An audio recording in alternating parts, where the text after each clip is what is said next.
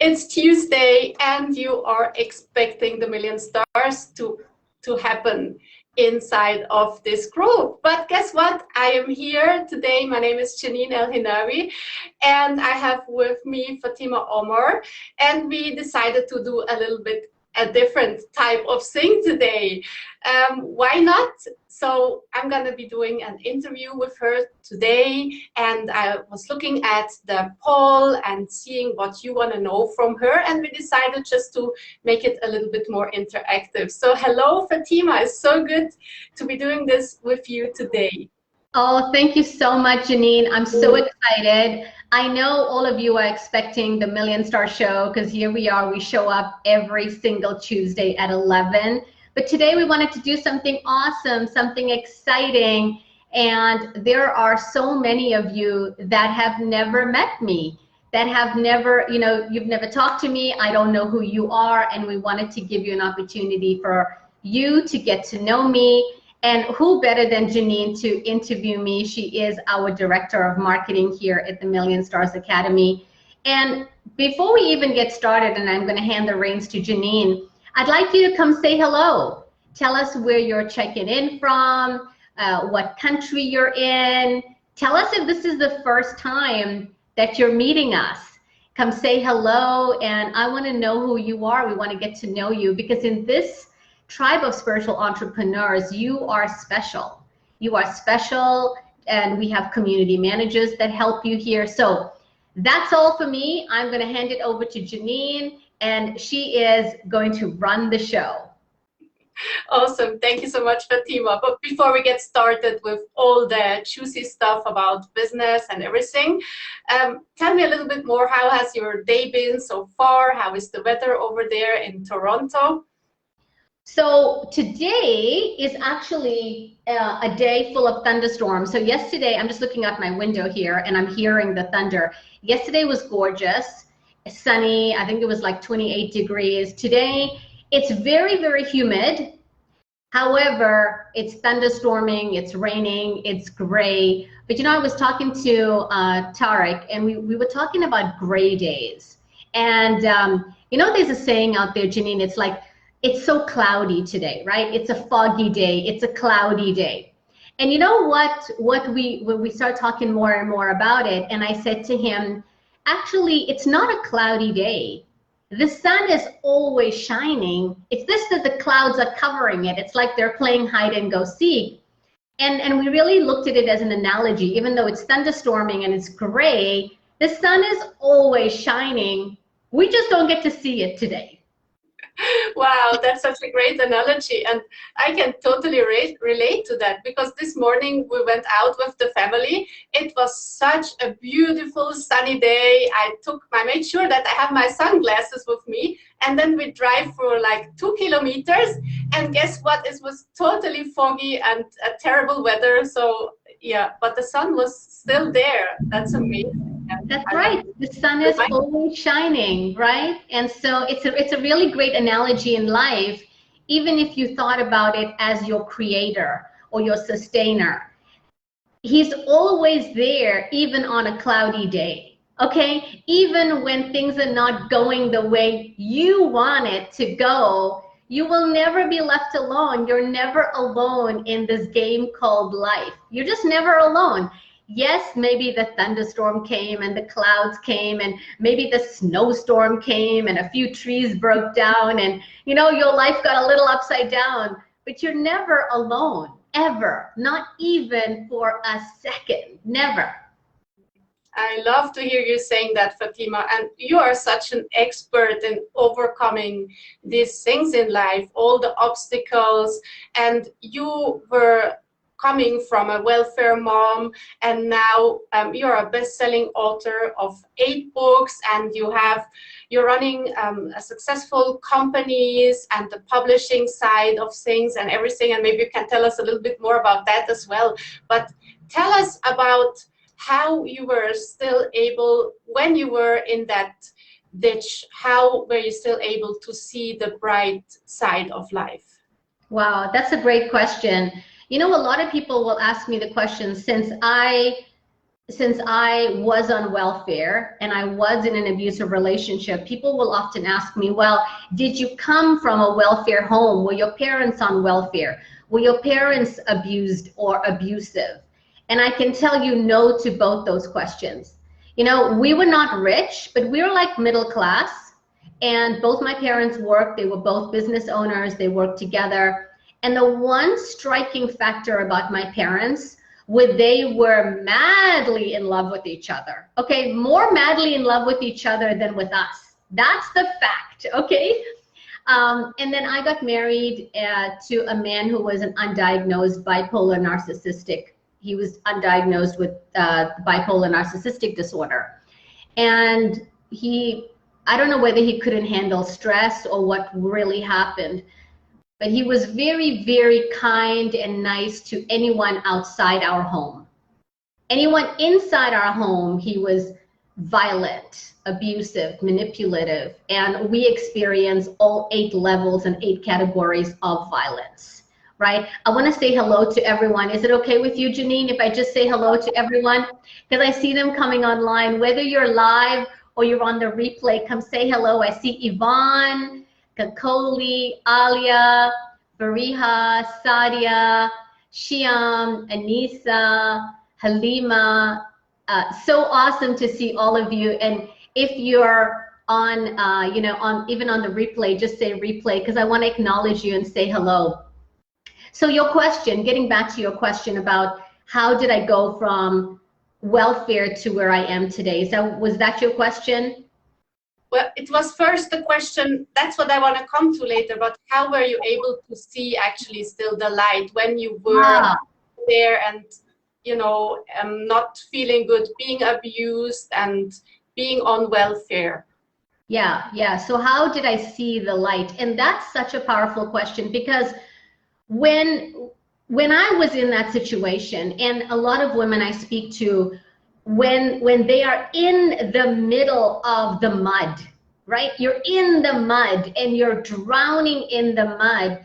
It's very difficult to see the light. It's very difficult to look and say, I want to create something extraordinary, right?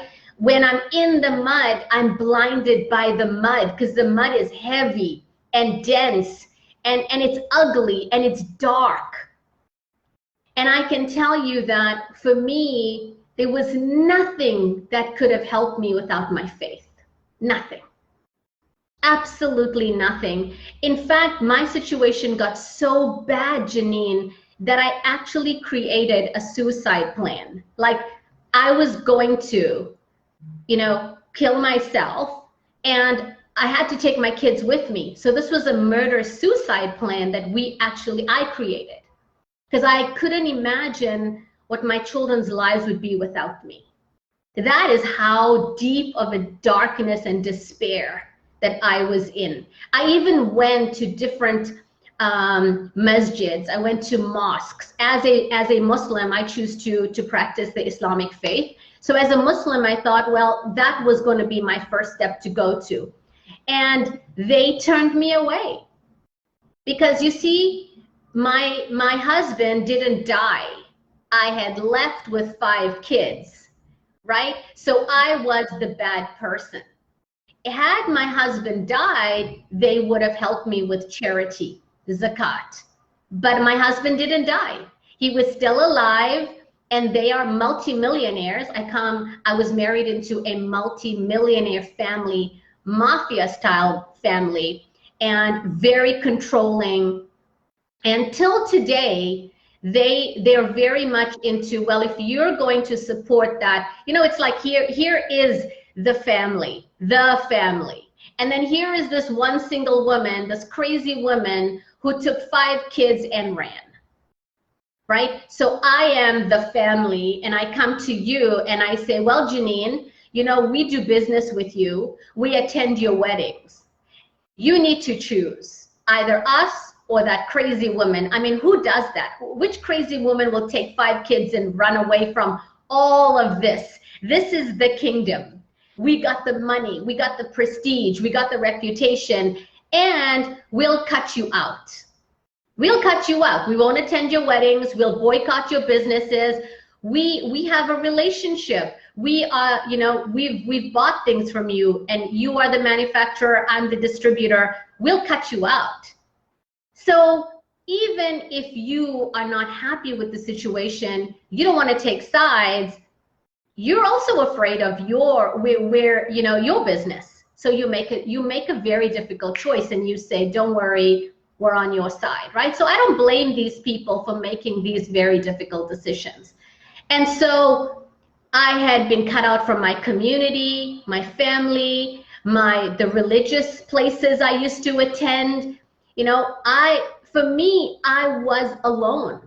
It was me and the children. That's it. And so the only one in my corner was my creator.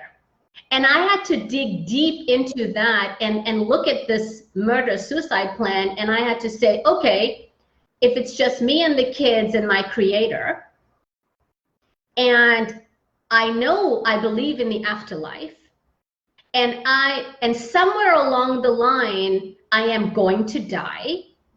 And if he's the only one in my corner, maybe that's where I need to put my chips in. Maybe that's where I need to rely on. Maybe I gotta bet on my creator. And I gotta just show my cards and surrender. Complete 100% surrender and say, I am not gonna go ask for money anywhere. I'm not gonna knock on any doors. I'm just gonna surrender and trust. And fully trust. But I can tell you something, Janine, when you trust fully, the tests are going to get bigger. Wow, okay? That's amazing. You might think, and I thought that too, that if I surrender and I trust and I say, okay, God, it's just you and me, things are gonna get easier. Heck no.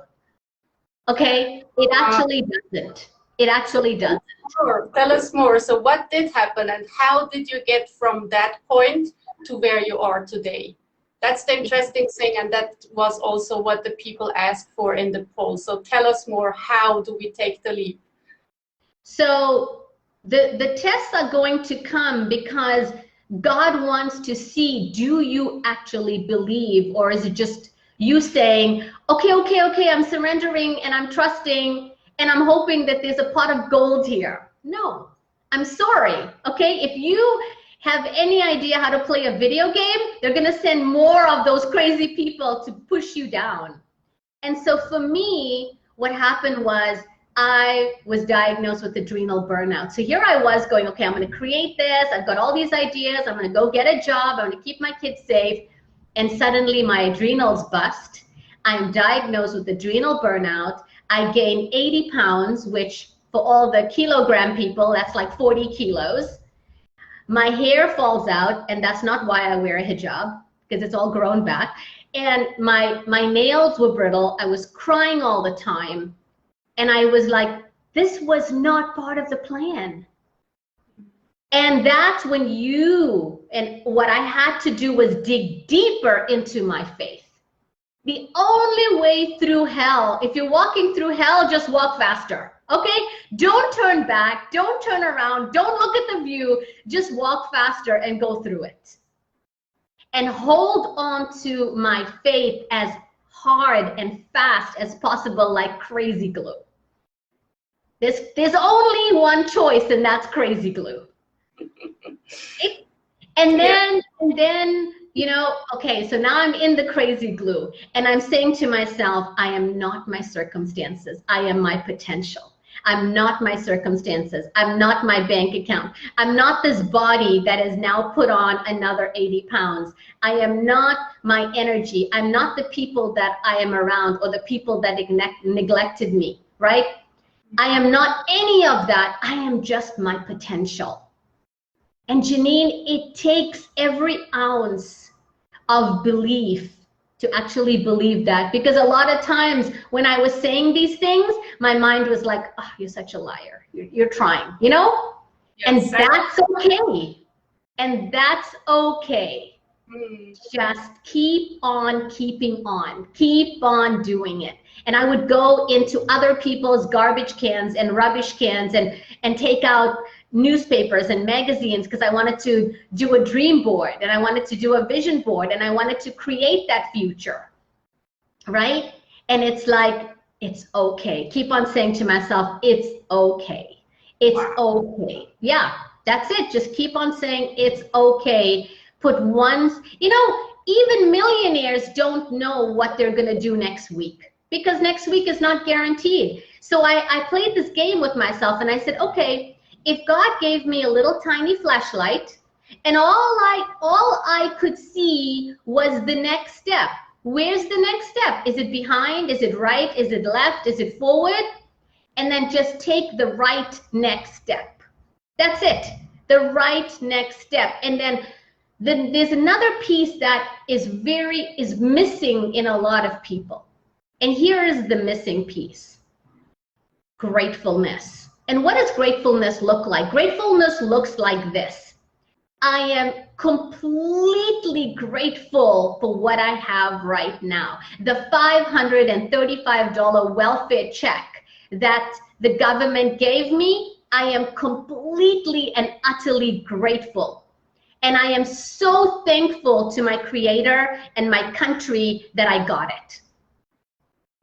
And then you have that gratefulness. Like I look around and say, I have a light on, I have a phone, I have a voice, I have eyes, and be in that gratefulness. Like I don't need anything to be perfect, whole, and complete in this moment. I don't need anything. Wow, wow. I just love listening to your stories, Fatima, and it's always so inspirational. And sometimes they are so funny. And as we are on team meetings almost every day, we get to listen as I'm part of the team to your stories and to some other stories. And that just reminded me today you were sharing a story about your son with the saying. I think that fits in here. Would you mind sharing that story with us? Because it was so funny.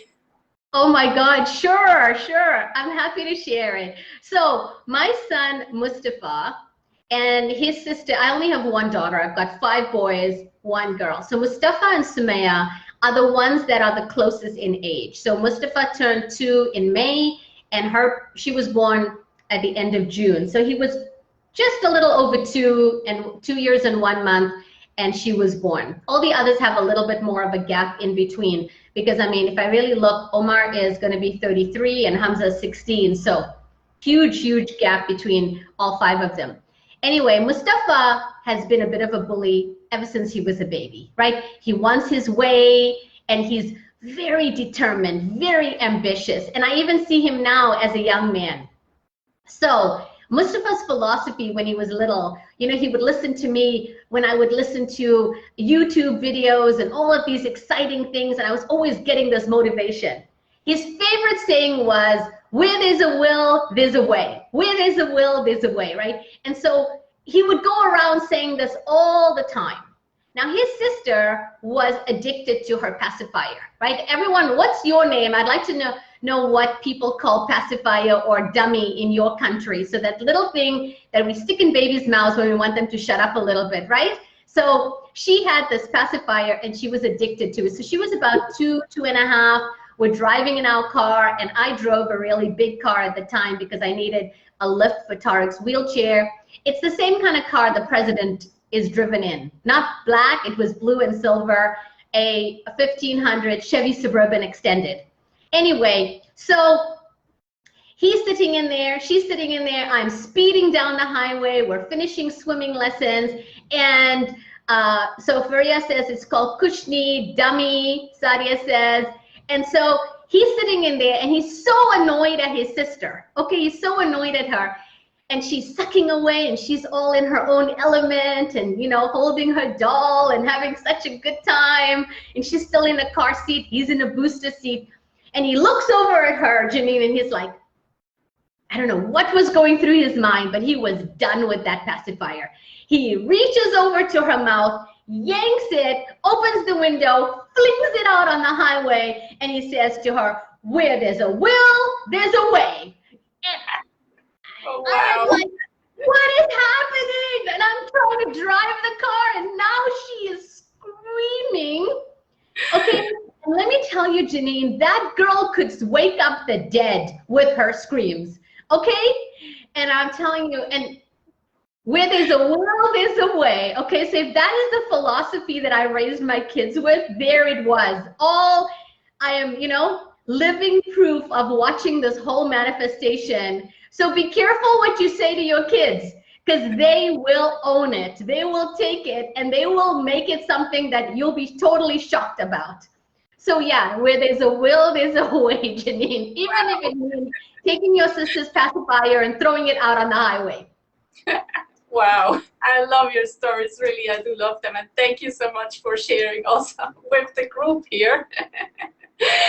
And where I actually want to get to with this, I listened to this story now the second time, and I still was just, fully in the story, and I just love it. So can you tell us how to be an extraordinary storyteller? How do you do that? Wow. The easy answer to how to be a great, extraordinary storyteller, and you really want to get people engaged. You really want to get people into your story. The first thing I would say would be practice, right? You gotta really do a lot of practice and practice with the mirror and practice with people. And when I look at how I tell stories, I mean, I've really studied this, and for me, it's really important that people can tell stories really well, because everyone has a story. Everyone has multiple stories. Everyone has so many interesting stories that they've experienced and they've seen, and what they did as kids and what their parents did and what places they traveled and something that happened and my kids did this. And I love the fact that I have so many kids, because I get stories from all of them, right? And it's funny, and sometimes they'll say, why'd you share that story? I'm like, it's mine, I was there. You tell your version of the story and I'll tell my version. But the thing about stories is that we have been raised by stories. Villages have stories, grandparents have stories. And what if I told you, and everyone that's listening to this, that every single one of us is a natural storyteller? We are natural storytellers. Okay, you heard stories, and the reason why we think we don't know is because of some lie, once again, that we told us about, I'm not a good storyteller, or I'm not a funny storyteller. For me, I think the biggest trick outside of practicing is you've got to put yourself back into that time. So when I'm telling the story right now, I'm in the car, I am driving, I am watching Mustafa do the crazy things, I'm watching Sumaya scream, right? Like I have this one story that I share with people, is praying with my children. And I remember Sumaya, she was such a character. And when she was 2, as soon as I prayed, she thought it was peekaboo time, okay? And she would, honestly, I would be like, what is wrong with this child? Like, have I not taught her? And anytime I would pray, she would sneak out behind me and be like, peekaboo, mommy, I see you. I'm like, who raised you? Who raised you, right? And so or I would say funny things like, who's your mother? Who's your mother? Where did you learn this kind of stuff from? But the key is that if you go back into that moment that it actually happened, your brain and your mind actually doesn't know past, present, and future. It doesn't. Okay, so when I become a boring storyteller, then I'm telling a story from my mind, and I want to be like, oh, and then we were sitting in the car, and then Mustafa, he just grabbed the pacifier, and you're just like, I want to be anywhere but here. I'd rather get my tooth extracted than sit here listening to this woman tell this boring story. Exactly. But what I do is I want to experience that thing. I want to be in that place again. So rather than me worry about you listening to my story or waiting for the reaction, I want to be back there. I want to be right in that moment, experiencing the whole thing, right? Now, let's go a little bit further. If you want to be a great storyteller and you want to convert and you want to take your story and make it into a conversion event and have clients join your program, that's a whole nother level of storytelling, right? That's something I could definitely teach you, and we're going to bring it on the weekend. And I know later on we're going to talk a little bit about our weekend. But that is where you captivate people and you write a book, right? That is how they do movies, where you're like inside of the character. You fall in love with the character, or you hate the character, or you're frightened of the character, or you're laughing at the character. Telling a story and writing a book, as using a book as a business card, or converting an event, or helping someone know that I could do the same thing, that's when you become an elevated storyteller. And that is exactly what we can teach you. But you need to have that skill to get someone into your world. Does that make sense?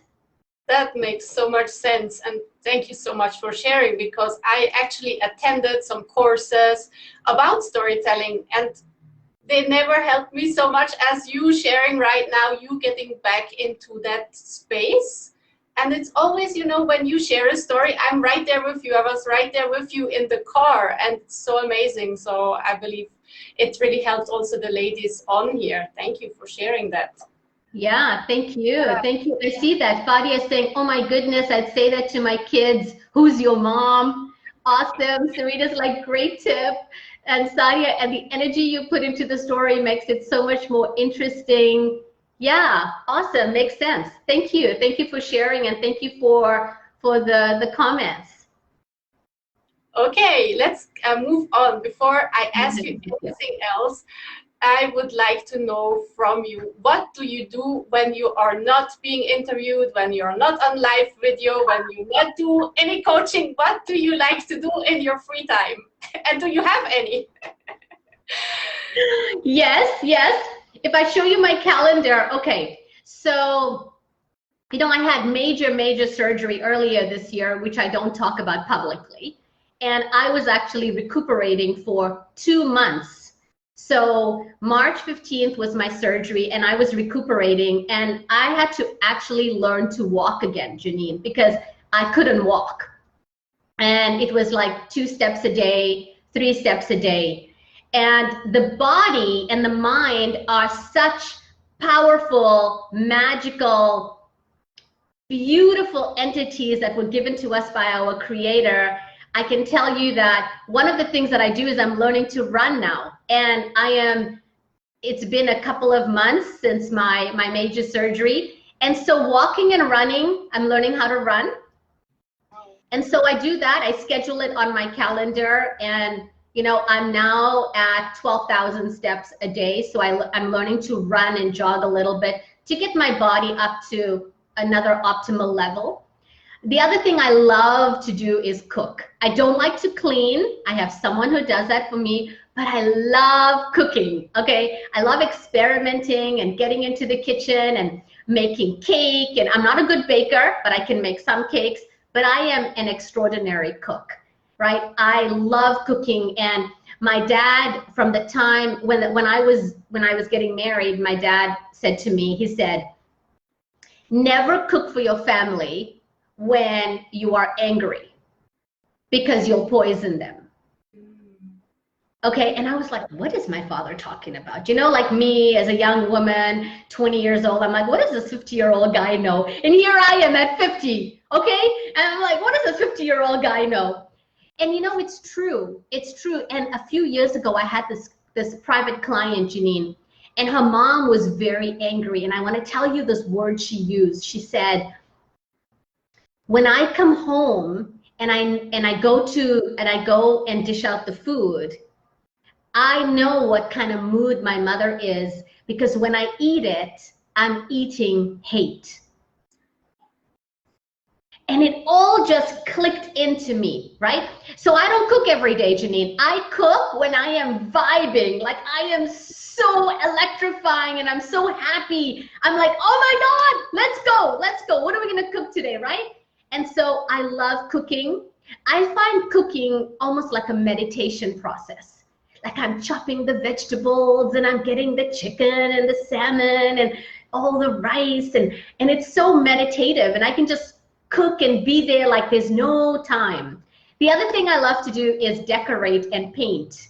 Okay, I don't have much time to do that these days because, you know, we're busy changing the world. And Yes, right? And this is like, but painting and redecorating and doing wonderful finishes. And for me, that is also a passion of mine. So yeah, that's what I do. And when I have a walking treadmill because, you know, in Toronto, we have very interesting weather. It's never predictable, very hot, very cold. So about 2 years ago, I bought myself a walking treadmill desk. So one day I'll put a picture of it. So it's a full desk and I've got Wi-Fi on it and all my stuff and my lights and everything. And it's a treadmill desk. So I can walk as slow or run as fast as I want. And then, you know what? I'll just put on a Netflix show and, you know, block something out. I love cop shows and legal. And I think in another life, my doppelganger, I would have been like a criminal justice attorney or something like that, you know? Or an interior decorator, right? Or a newscast person, something like that. And so, yeah, I like to do that. And if I'm in the mood to listen to one of my mentors and coaches, I'll put them on and then I'll walk and run. So that's what I do on my free time. Wow, I love that. You're such a creative person, and I think some ladies on here got hungry now when you share about all the Yes. or maybe some of them want to redecorate their house, or maybe some of them, because I'm just looking back at the things I wrote down from the poll, is that some of them are maybe thinking about their niche and changing their niche. And like they feel, and many ladies I talk to, because we do that here in the tribe, we ask questions, you know, where they are in their journey. They tell me, I'm not sure about my niche, can I change it? So can you tell us a little bit more about your niche journey? Did you always have the exact same niche, or did it change over time? That's a great question. That's a great question. And you know, you're saying that you read it in the poll, and I think that's really important. Like if you're listening to this, whether you're live or you're in a replay and you have a question to ask me, go ahead, put it in the comments and we'll get to answer any of your questions. And the polls we do inside of this tribe is really important because it's such a great way for us to know, what do you want? What do you ladies want inside? Because you know that we don't create things in a vacuum. It's not like I'm sitting there in my little basement creating a widget and I'm like, oh my God, I made a widget, let's sell it. No, you know, it's about, what do you want? What is the market looking for? And then if we are experts in that and we've created it and we've been successful at it, we're going to show you how to do it. So let's talk about niche, okay? I know some people say niche and some people say niche, but don't get caught up in the pronunciation, tomato, okay? It's okay. It's all good. It all tastes good. Now, when I first started inside of the coaching world, I was the coach for everyone. And I did everything. And people asked me what I did. I was like, I can help everybody. You want to lose weight? I can help you lose weight. Oh, you're having a problem with your kids? I can help you with that, right? Oh, you want to rebuild your life after divorce? I can help you with that, okay? And you know what that amounted to? Zero, okay? Once in a while, a client would come through. Once in a while, I would get this. Once in a while, and I was giving free coaching, and it was a mess, okay? And I'm sure if you're listening to this, you can probably be relating to this, right? I'm a coach for everyone. I can help with kids. Oh, what kind of kids? All kids, small kids, baby kids, medium kids, adult kids, okay? In-law problem, outlaw problem, weight problems, adrenal problems, right? All of these things. And then, you know what that just became, Janine? It became like an exercise of tiredness and exhaustion. And And almost like there's so much imposter syndrome, like what am I actually doing, can I help people? And nobody was really getting any results either. And then I was at another event in Florida a few years ago, and I met these two guys, and they had these beautiful booths, and it was someone else's event, and these two guys paid the guy running the event to be on his stage, okay? And when I saw them, I was like, I really like these guys. I'm going to go. So that was how the free event happened. The free event happened because this one guy put on a free event. Then he invited sponsors and they paid him. And then they all got, it was like a pitch fest. Oh, okay, wow. Everybody was pitching their thing, right? No content, just pitch fest. And you went there paying for it. Yeah, right. Right? Everybody pays $5,000 and then you get 2 minutes, you get 3 minutes, and then you get a little table. Okay, it's a business model, but the people there get very irritated and we don't leave feeling fulfilled in any way. Okay? But anyway, long story short, there's like 100,000 models that you can use to make money, and some have integrity and some don't. And I've been to both kinds. That's why we can teach so many different things and show you what works and what doesn't work. Anyway, I'm talking to these guys in the hallway, really great guys, and guess what they tell me? They're like, oh, have you written books? Are you interested in writing books? And I'm like, yeah, I've actually written 3 books. And then they say, so what happened with the 3 books? And I'm like, I'm embarrassed to say, nothing, just sitting there on Amazon. Okay, and they're like, oh, okay, would you like us to teach you how to do a bestseller? And I'm like, haha, okay, big joke. What is that? You know, is there even such a thing? Like, how can you even tell me you can teach me how to do a bestseller? And they're like, that's what we do. Why don't you come down to Texas, Fatima, and we'll show you how to do it? I'm like, yeah, okay, fine, you know, whatever. And then something inside of me is going, you should go. You should just go. And you know me, I'm crazy enough to trust my intuition, Janine. Okay? So I go from Florida, I come back home, back to Toronto, try to make a little bit of money, get back on a plane, fly to Texas, right? Yes. And I'm working with these guys, and they're like, this is what we're going to do. You got to get a niche. And I'm like, fear shows up. Oh my God, I'm going to leave all the money on the table. And if I'm not a solution for everyone, then, and they're like, let's be serious. How much money are you making right now? Nothing. Okay. What's nothing? 2 cents. You're making 2 cents. Okay. And so, you know, I always use 2 cents for a very little. It doesn't mean it's actually 2 cents. Now, right? Yeah. And so they're like, okay, so let's create a niche. Anyway, after working with these people, spending a year with them, they're like, it's only 1 year. 1 year, you're with us for 1 year, find a niche, and if it doesn't work out, we'll find something else. So at that time, my niche, the tiniest, smallest niche in the pie was divorced Muslim women.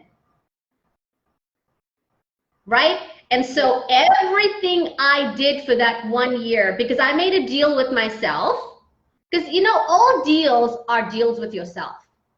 Okay? Whether you say it to someone else or not, every deal is a deal we make with ourselves. So I made a deal with myself.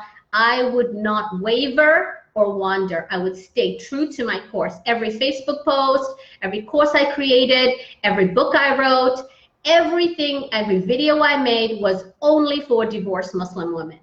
And I wrote my book in that year, in February of that year, called How to Be a Muslim Woman Divorced and Totally Confident. The book hit #1 in 24 hours. And I was like, what the heck? What? How is this even possible? Okay, I shocked myself and I was like, maybe these guys know what they're talking about. Maybe, okay? And Janine, something magical started happening. I started getting emails. Oh, you work with divorced Muslim women.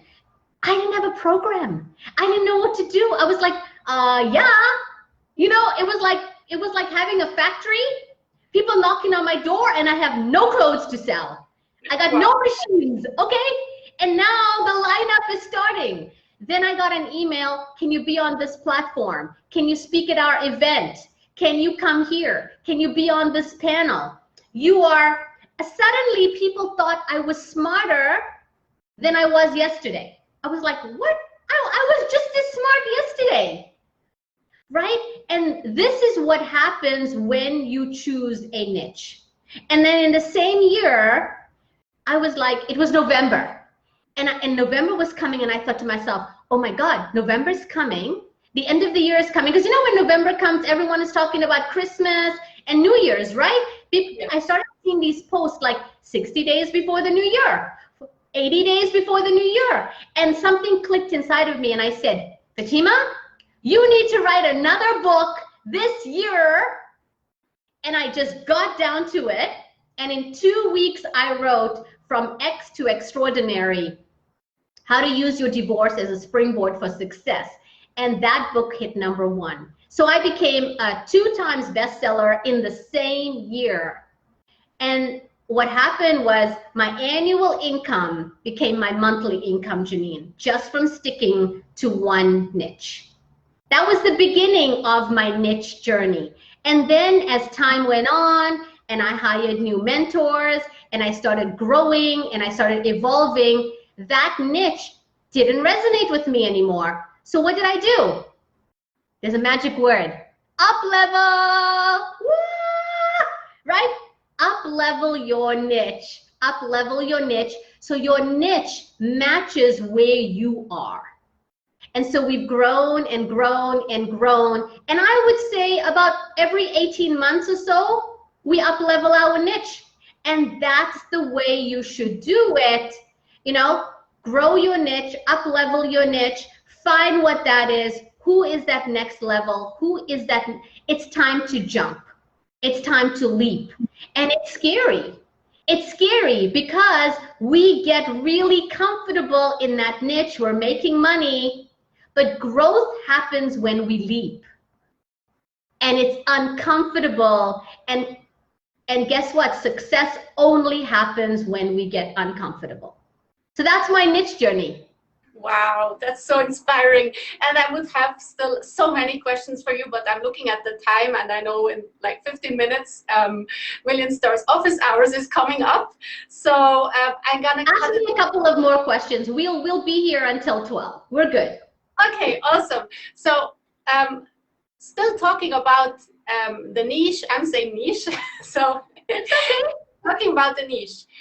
I guess you already answered that question, but maybe still some ladies have it in their mind. Is it okay to have 2 niches? No. So I say no as a blanket answer, no. However, the big answer is in the long run, it is a yes. However, here's a caveat. The caveat is this. You must pick one and stick with it until you are making the money that you want to make. Stick with one until you are making a difference to these people and creating transformation for these people. Stick to one until you feel so in integrity that you're doing the work that God wanted you to do. And when this ship is flying and sailing and going on its way, and then you bring in people that you can train who are serving your clients and helping your clients and nurturing your clients, and you're generating the money, and this ship is on its way, go and deal with the next niche. But until that happens, one niche. We only do one niche. Okay, that's very interesting. So you would choose the niche that actually gonna make you, or that you think is gonna be making you more money, right? As the first well, niche. Inside of the academy, we teach you exactly. We've got one module where we teach you exactly the best niche for you and how to find it. There's a module in there. There are diagrams. We've got co-working sessions. Everything inside of it is exactly designed on who they are, what they're doing, who's going to pay you money, and we show you the exact formula. It would be like this, Janine. If I said to you, if I put you in a farm and I say, okay, Janine, your role is to catch both chickens. Go ahead. 1, 2, 3, on your mark, get set, go. I don't even know if I can catch one, but 2, impossible. Impossible, yeah. Right? You want to focus on one, and we're going to help you. We're going to help you inside of it. You know, I can tell you about Michelle. Michelle Scott has got Bloom Coaching. And when she first joined the academy, she had a different niche. Okay, and then she was working in that niche, and she realized very, very quickly that niche wasn't the perfect niche for her. And I was like, great. Leave that alone. Let's go back into the modules and figure out the right niche for you at this time.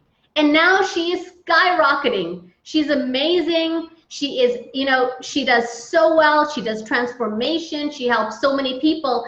And that's what we're here to do. You can't do this stuff alone. Or maybe I should say you can if you're willing to spend the next 6, 7, 8, 9, 10 years doing it. I am not that person. I don't want to spend 10 years trying to figure it out and fail and fail and fail. I would rather fail big with a mentor and a coach next to me and fail fast.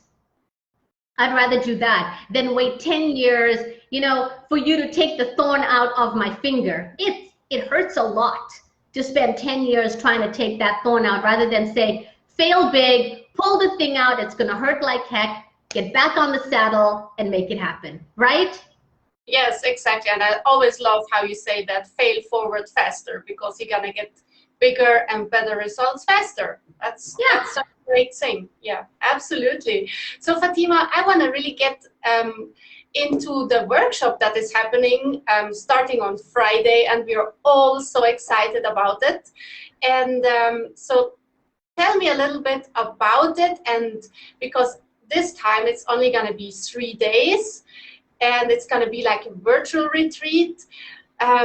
Tell us a little bit about it. Who should attend and what's going to be happening there? I know from the backstage that you created new content for it, so let us in on the nitty-gritty of it. Tell us more. So excited, the high ticket queen, right? So if you are listening to this right now and you are not entirely happy and thrilled with your niche, and it's time to leap and time to jump and say, it's my next level, okay? I'm getting to 100, but I want 1,000, right? I want to get to the mid hundreds. I've got my 6 figures. I want more. I want to chase the $1 million. I want to get that 7-figure mindset. We've created the Queen, which is an acronym, Queen Method. We're going to teach this to you. It may or may not be streaming inside of the tribe. You just have to know that. We haven't decided yet whether it's going to be live inside of the tribe. It will be happening as a virtual retreat on Zoom. Okay? It'll happen every day. You will get opportunity to ask me questions on, I think it's session 5 and session 9 or something like that inside of it. You're going to hear from some of the amazing Million Stars coaches. And the idea is, where are you right now and how long are you willing to stay in this hell? Where are you right now and how long are you willing to stay with the problem? Where are you right now and why are you settling for the life that you have right now? And if it is time to up level and time to play a bigger game and time to serve a better client globally and time to make more money, this is the moment. This is the moment where you want to join. You want to be inside of the virtual retreat. And the way it's going to be broken down is I am going to teach. Your community managers, Janine, Fariha, and Shiam will be there. Then we'll be going into breakout sessions after I've taught and I've showed you how to do what you have to do. We're going to go into breakout rooms, and your community managers are going to be in the room with you and help you with your homework so you get results inside of the retreat. Okay, it is extraordinary. We're gonna have prizes like we always do. We're gonna have gifts that we always have. Thank you, Fariha, for posting the link inside of the comments. And High Ticket Queen is something I'm really, really proud of. And I'll tell you, this is your gateway to the next level of greatness. This is your moment where you commit your time. We decided to compact it on a Friday, Saturday, Sunday, because we know some of you are working. We know some of you, this is your side hustle. This is your moment where you take your side hustle and make it your main hustle. This is the moment where you say, I want to create the life for my family. I am so sick and tired of the life that I've had. I'm tired of the excuses.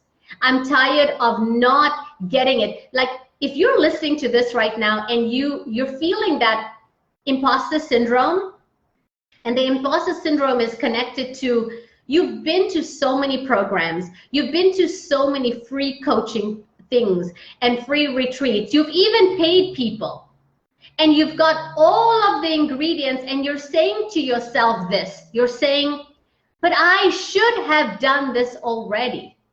I should have hit 6 figures already. And your family is asking you the same question. They're wondering, when is the big breakthrough going to happen? And if that's you and you're feeling it, you got to be here.